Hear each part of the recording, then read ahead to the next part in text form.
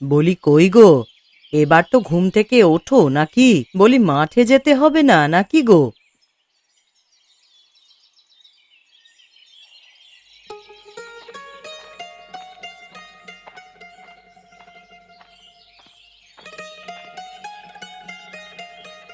কি হয়েছে গিন্নি? সকাল হতে না হতেই ডাকাডাকি শুরু করে দাও তো। সারা জীবন তো মাঠে মাঠে পার করলাম, এখন তো একটু শান্তিমতো ঘুমাতে দেবে নাকি? হ্যাঁ, তুমি ঘরে পড়ে পড়ে ঘুমাও, আর তোমার ছোট ভাইয়েরা সব নিয়ে যাক। বলি জমি জমার দিকে তো একটু নজর দিতে হবে।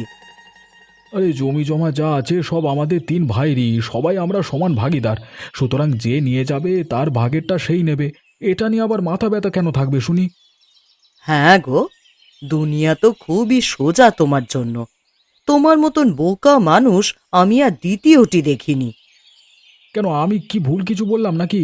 ওরা হচ্ছে আমার ভাই, আমাকে কেন ঠকাতে যাবে শুনি?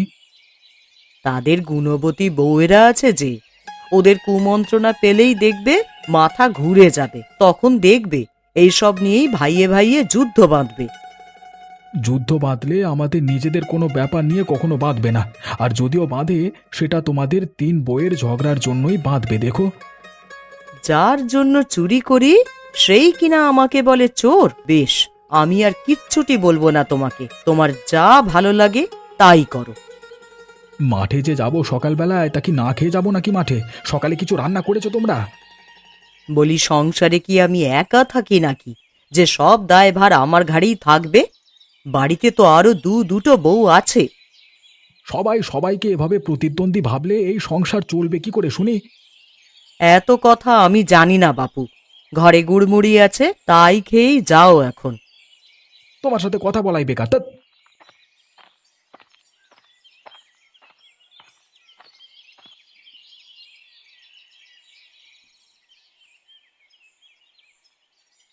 বলি এ কাকে বিয়ে করে নিয়ে এলাম আমি? আমার জীবনটা তো একেবারে তেজপাতা করে দিল কলা। আরে এবারে তো ঘুম থেকে ওঠো মহারানী, নাকি হাত পা খাইলে তোমাকে বাতাস করব? হুম, বলি কি হয়েছেটা কি শুনি? সকাল সকাল এসেই আমার ঘুমের ব্যাঘাত কেন করো বলো তো তুমি? সাধে করি গিন্নি, সাধে করি, বুঝলে? এই সকালবেলায় যে মাঠে যাব সে খেয়াল কি আছে তোমার? তা বেশ তো, যাও না। মাঠে যাবে তা কি মানা করেছে তোমায়? শুধু শুধু আমাকে কেন ডাকছো তুমি? তুমি না উঠলে সকালে আমাকে ভাত দেবে কে শুনি? আর সকালবেলা তো রান্নাও করনি কিছু, এখন আমি কি খেয়ে মাঠে যাব? কি খেয়ে যাবে সেটা আমি কি জানি? আর যাওয়ার পথে বিজয় দাদার চায়ের দোকান থেকে চা বিস্কুট খেয়ে যাও। এখন আমি রান্না করতে পারবো না। কি কপাল আমার, কপাল করে একটা বউ পেয়েছি আমি। সারা জীবন আমাকে ওই চা বিস্কুটই খেয়ে যেতে হবে দেখছি। একে তো সকালবেলা আমার ঘুমটা নষ্ট করলে, তার উপর এখন আবার আমাকেই গালমন্দ করছো। তোমার বাড়িতে যে এখনো সংসার করি সেটা তোমার কপাল, বুঝলে? আসলেই আমাদের ভাইদের আর আমার কপাল সোনা দিয়ে বাঁধানো কপাল, না হলে কি আর তোমাদের মতো বউ পেয়েছি আমরা? তো সকাল সকাল কি এখন তুমি আমার সাথে ঝগড়া করতে চাইছো নাকি গো? না না, ঝগড়া কেন করব? এ বাড়ির বউদের সাথে ঝগড়া করে কে কবে পেরেছে শুনি? এই দুপুরে যদি বাড়ি ফিরে আজকে ভাত না পাই, তবে বুঝবে আজকে সংসার কি জিনিস। ও, তা তুমি কি আমাকে হুমকি দিচ্ছ নাকি? তুমি যেটা ভাববে সেটাই। এখন আমি কাজ বেরোলাম, যত সব।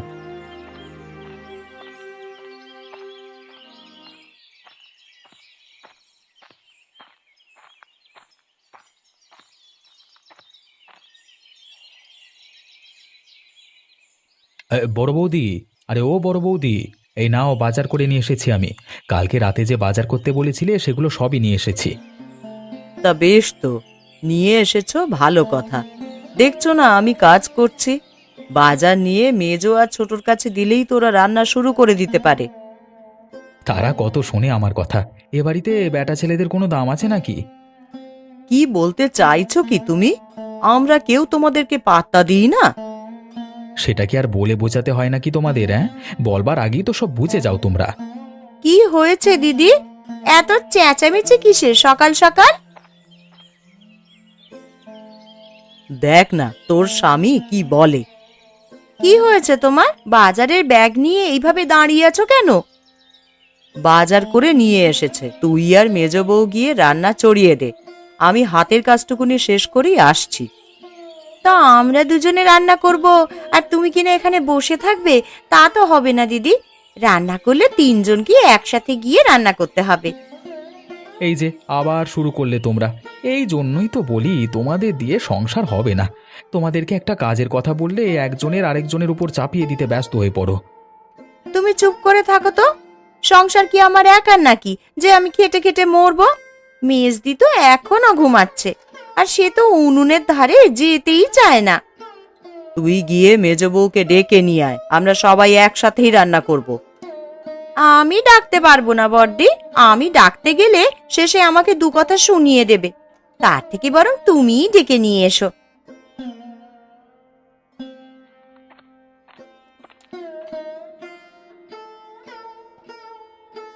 কি হয়েছে এখানে?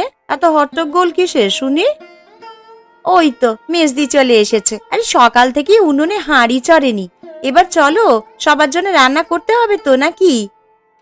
কেন রে ছোট, আমার জন্যই কি এবারই সব কাজ পড়ে থাকে নাকি? তোমাদের কারোর সাথে কথা বলে পারা যাবে না বাবা। আমি বাজারের ব্যাগ রান্না করে রেখে গেলাম, তোমরা কে কিভাবে কি রান্না করবে দেখো। এবার চললাম আমি।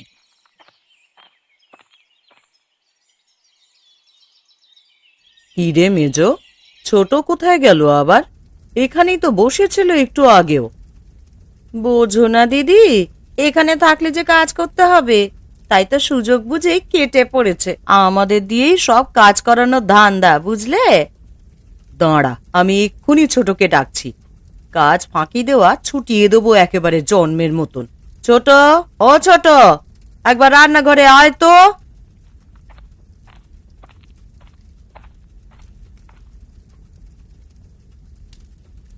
কি হয়েছে দিদি, আমাকে ডাকছো কেন গো?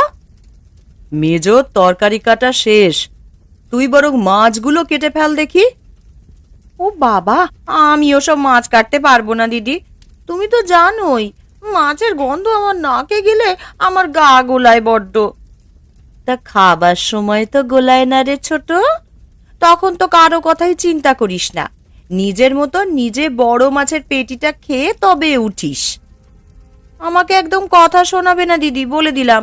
এই বাড়িতে আমি কিন্তু একা খাই না, তোমাদেরও যে পেট আছে সেটা ভুলে যেও না আবার।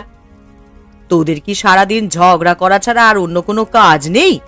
বলি তুইও হয়েছিস ছোট, দেখছিসই তো আমরা কাজে ব্যস্ত। তা তুই যা না, মাছটা কেটে নিয়ে আয়। তোমরা দুজনে মিলে আমাকে কিভাবে হেনস্থা করা যায় সেটা বেশ ভালোই পারো বড়দি। রমা, ও রমা, কি করছিস মা তোরা? আরে গয়া পিসি যে, এসো এসো, বসো এইখানটায়। তা কতদিন হয়ে গেল রে তোরা এই বুড়ির কাছে একটুও যাস না। আমি কি তোদের পর নাকি রে? আরে কি যে বলো না তুমি পিসি, আসলে বাড়িতে কাজ নিয়ে সবার মাঝে ঝামেলা লেগেই থাকে জানো তো, সেজন্য আমরা কোথাও আর তেমন যেতে পারি না। তা তুমি এসে ভালোই করেছো পিসি, তোমার সাথে ও বেলাটা গল্প করেই কাটাবো। আজ দুপুরে কিন্তু এখানেই খেয়ে থেকে যেতে হবে। ঠিক আছে মেজ বৌমা, আমি এখানেই খেয়ে থেকে যাব আজকে দুপুরে।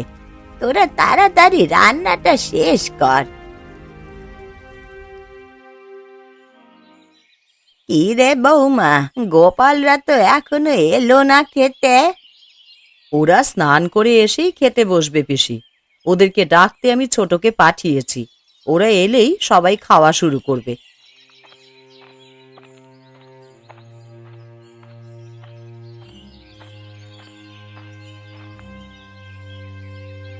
ও মা, ছোট, তুইও সবার সাথে খেতে বসলি যে রে। এদিকে থেকে আমাদেরকেও তো একটু সাহায্য করতে পারিস নাকি? বড়দিকে সাহায্য করার জন্য তুমি তো আছো মেজদি, এখানে আবার আমি থেকে কি করব শুনি? তাড়াতাড়ি খেতে দাও সবাইকে, আজকে অনেক কাজ করেছি বাপু আমি। দুটো মাছ কেটে একেবারে উদ্ধার করে দিয়েছিস, সারাদিন তো পড়ে থাকি সাজুগুজু নিয়ে, আজ দুটো মাছ কেটে কি তেজ তার! তোমার মতো তো আর পড়ে পড়ে ঘুমাই না দিদি। কি শুরু করলে কি তোমরা? এই তোমাদের জন্য কি একটু খেতে বসেও শান্তি পাবো না? একবেলা ঝামেলা ছাড়া ভাত খেয়েছি ওরা কখনো? লাগতে দাও দাদা, ওদের লাগতে দাও, না লাগলে যে পেটের ভাত হজম হবে না ওদের। আমি কি কিছু ভুল বলেছি নাকি? যেটা সত্যি সেটাই বলেছি। সব সময় কাজ করে মরি আমি আর বর্দি। থাক, হয়েছে। তোরা কে কতটুকুনি কাজ করিস সে আমার জানা আছে। এখন সবাইকে একটু শান্তিতে খেতে দে দেখি। তোরা যদি এইভাবে গন্ডগোল করতে থাকিস তাহলে তোদের সংসারে শান্তি আসবে কি করে লা? শান্তির কথা তুমি ছেড়েই দাও পিসি। এদের অত্যাচারে কোনোদিন দেখবে অশান্তিও এ বাড়ি ছেড়ে পালাবে। হ্যাঁ, যত দোষ এখন তো সব আমাদেরই নাকি? আরে না না, তোমাদের কেন দোষ হতে যাবে শুনি? দোষ সব আমাদের কপালের যে তোমাদের আমরা বিয়ে করে এনেছি। কি এত বড় কথা? আমি আজই আমার বাপের বাড়িতে চলে যাব। বেশ তো যাও না, কে মানা করেছে? আহ বিমল, খাবার সময় এত অশান্তি ভালো লাগে না। এই যার যার মতো খাতো দেখি, গিন্নি সবাইকে খেতে দাও এখন।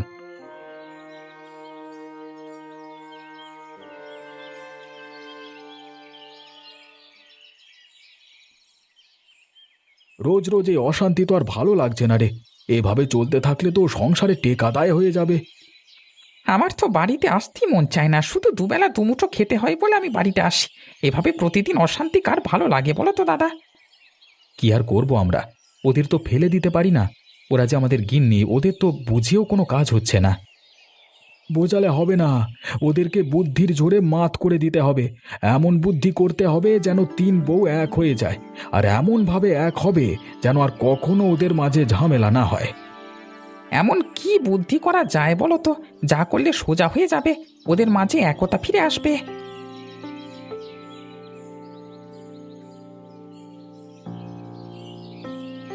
একটা বুদ্ধি তোদেরকে আমি দেব বাছারা। তোরা এইভাবে চলতে থাকলে তো সংসার জীবনে অতিষ্ঠ হয়ে যাবি রে।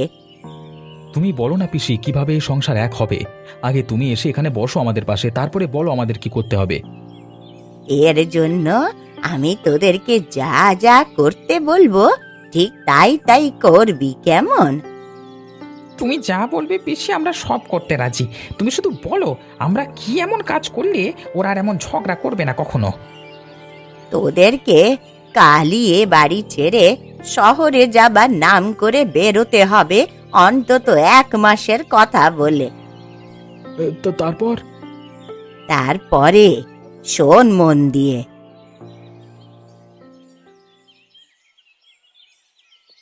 গিন্নি, আরে ও গিন্নি, একবার বাইরে এসো তো।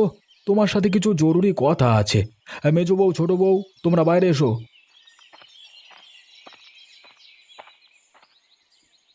কি গো, সকাল সকাল এইভাবে ডাকছো কেন আমাদের? আর দাদা, আপনাদের হাতে এই ব্যাগগুলো কিসের? আসলে আমরা আজকে শহরে যাচ্ছি একটু দরকারে, হয়তো মাসখানেক থাকতে হতে পারে। সে কি, এতদিন কেন দাদা? আমাদের জমি জমার কাগজগুলোতে একটু সমস্যা হয়েছে, শহরে না গেলে সেগুলো ঠিক করা সম্ভব নয়। আর সেই জন্য আমরা শহরে যাচ্ছি আজকে। আমাদের ফিরতে 1 মাসের বেশি সময়ও লাগতে পারে। আর ওখানে অনেক খরচপাতি লাগবে, সেই জন্য আমরা জমানো যা টাকা ছিল সেগুলো নিয়ে যাচ্ছি। সে কি কথা? তোমরা যদি সব টাকা নিয়ে চলে যাও তাহলে সংসার চালাবো কি করে আমরা? বর্দি তো ঠিকই বলেছে, আমরা বাড়িতে 3-3টে মেয়ে মানুষ, তাই এই সংসারটা চালাবো কি করে? যেভাবে তোমরা মুখ চালাও ওভাবেই চলবে। আমাদের কাছে তো কোনো টাকা পয়সা নেই দাদা। তার উপরে জমিগুলোও কেবল চাষ দিয়েছেন, এতে তো এখনো কিছু বোনাই হয়নি। বেশ তো, তোমরা তাহলে ফসল বুনে ফেলো, আমরা এখন চললাম, কেমন? তোমরা সবাই এইভাবে চলে গেলে আমরা থাকবো কি করে? তোমাদের জ্বালায় বাড়িতে থেকে আমরা অতিষ্ঠ হয়ে যাচ্ছি। শহর থেকে জমির কাগজগুলো মিটিয়ে এসেই এর একটা দফারফা করতে হবে। হ্যাঁ দাদা, একদম ঠিক বলেছ তুমি। এই রোজ রোজ এই ঝামেলা ভাল লাগে না। এখন চলো আমরা বের হয়ে পড়ি, না হলে ট্রেন ধরতে লেট হয়ে যাবে। হ্যাঁ, তাই চল।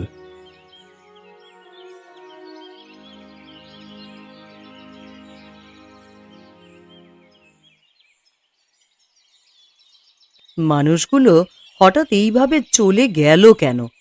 তার উপরে আবার বলে গেছে ফিরতে নাকি 1 মাসেরও বেশি সময় লাগবে। এখন আমরা কি করব দিদি? ফিরতে যদি বেশি দেরি হয় তাহলে এই সংসারের হাল আমরা ধরবো কি করে? বাড়িতে যে কোনো পুরুষ আর অবশিষ্ট রইল না গো। এখন আমরা এই তিনটে মেয়ে মানুষ কোথায় যাই বলো তো দেখি। এখন আমাদেরকেই কিছু একটা করতে হবে। জমিতে ফসল বোনার জন্যে ফসলের বীজ নিয়ে এসেছিল তোর দাদা। ছোট, তুই বরং আমার ঘর থেকে ফসলের বীজের প্যাকেটটা নিয়ে আয় তো দেখি।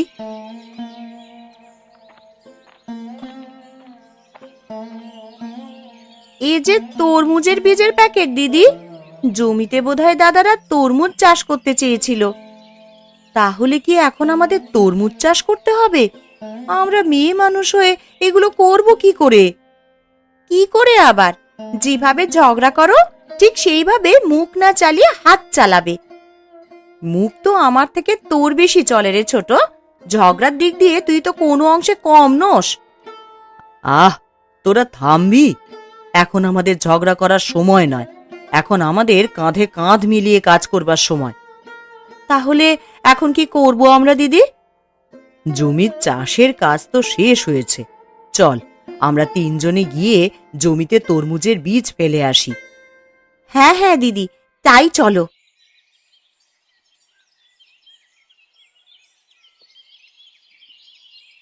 দিদি, ক্ষেত তো প্রস্তুত করাই আছে। আমরা বীজগুলো বুনে দিয়ে গেলে কিছুদিনের মধ্যেই চারাগাছ বের হওয়া শুরু হয়ে যাবে। শুধু বীজ বুনলেই হবে না, সাথে যে ক্ষেতে জল আর সারও ঠিকঠাক মতন দিতে হবে গো। সার তো আমাদের ঘরেই রাখা আছে, আর জলের জন্যে বিশু দাদাকে বলে যাবক্ষণ। উনি সবার ক্ষেতে সেচ দেবার সময় আমাদের ক্ষেতেও জল দিয়ে দেবেন। কিন্তু তার জন্য তো টাকার দরকার দিদি। আমাদের কাছে তো কোনো টাকাই নেই। বিশু দাদা যদি টাকা চেয়ে বসে, সে না হয় কিছু একটা ব্যবস্থা করা যাবে। বিশু দাদাকে বলবো আমাদের স্বামীরা বাড়ি এলেই সব টাকা ওনাকে দিয়ে দেব।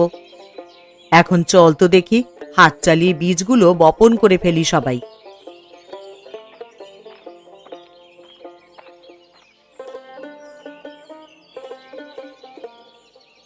আরে বৌদি, তোমরা দেখছি আজকে খেতে এসে কাজ শুরু করেছো। তা কি ফসল লাগালে শুনি? তরমুজের চাষ করব আমরা। 1 মাসের মধ্যেই বাজারে বিক্রি করার উপযোগী হয়ে যাবে। তা বেশ, তা তোমরা মাঠে এলে কেন গো? দাদারা কোথায় গেছে? তোর দাদারা শহরে গেছে একটু দরকারে, তাই আমরা ভাবলাম ক্ষেত ফেলে না রেখে তরমুজের বীজ লাগিয়ে দিই বরং। বাহ, আর কি চাই। দাদারা নেই, এখন আমি এই ক্ষেত থেকে ইচ্ছে মতো তরমুজ খেয়ে যাবো, বৌদিরা ধরতেও পারবে না। কি এত ভাবছিস মদন? না না বৌদি, তেমন কিছু না। তোমরা তোমাদের কাজ করো, আমি বরং আমার কাজে যাই, কেমন?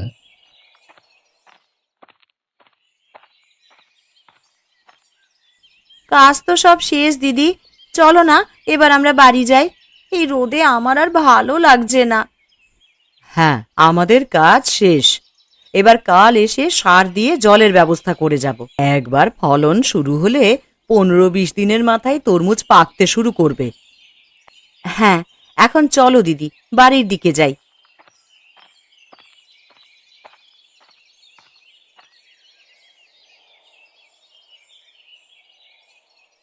দেখেছো দিদি, কি সুন্দর তরমুজ হয়েছে আমাদের ক্ষেতে। সবই আমাদের কষ্টের ফল রে ছোট। আমরা যদি মিলেমিশে এইভাবে কাজ না করতাম তাহলে আজ এই তরমুজের ফলন সম্ভব হতো না। কিন্তু আমার যে বড্ড চিন্তা হচ্ছে রে। মানুষগুলো সেই যে গেল, এখনো বাড়িতে ফিরল না। 1 মাসের কথা বলে যে 2 মাস হতে চলল, ওদের যে কোনো খোঁজই নেই। একটা চিঠি পর্যন্ত দিল না কেউ। ওদের কোনো বিপদ আপদ হলো না তো দিদি? বালাই ষাট, বিপদ হবে আমাদের শত্রু। কাল কমল দাদাকে বলে এসেছি আমাদের ক্ষেতের তরমুজগুলো সব নিয়ে যাওয়ার জন্য। এগুলো এখন সব পেকে গেছে, কালই বাজারে পাঠানোর ব্যবস্থা করতে হবে। হ্যাঁ, তুমি একদম ঠিক বলেছ দিদি। বেশি দিন রাখলে আবার এগুলো ফেটে যাবে।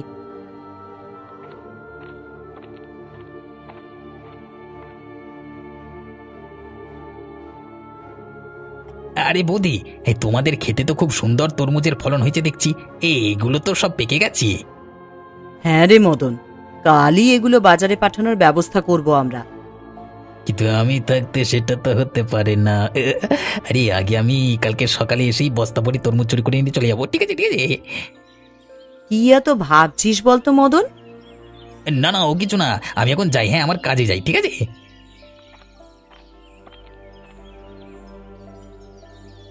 দিদি, আমার কিন্তু মদনের চালচলন একদম ভালো ঠেকছে না।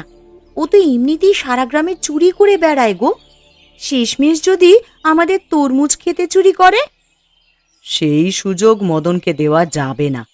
কাল সকালেই আমরা খেতে চলে আসব। আমার মন বলছে আমাদের আসার আগেই মদন চলে আসবে। হ্যাঁ, এখন চলো বাড়িতে যাই। কাল সকালে মদনকে উচিত শিক্ষা দেব আমরা।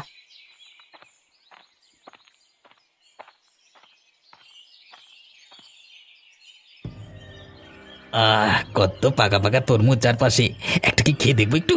না না, খেয়ে সময় নষ্ট করা যাবে না, এখন সবাই আসবার আগে আমি তরমুজ চুরি করে নিয়ে পালিয়ে যাই। ও বাবা গো, আমাকে বুঝে সামনে কাটলো, কি আছো বাঁচাও।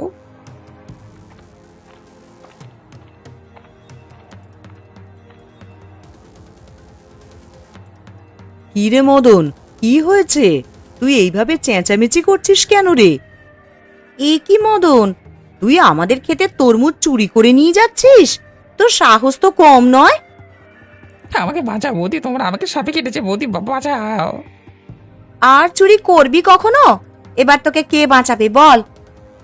চিন্তা করিস না, ওটা সাপের কামড় নয়।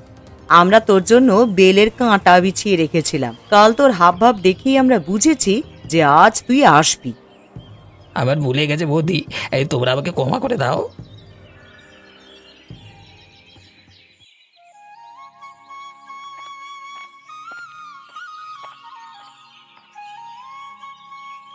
তোমরা চলে এসেছো।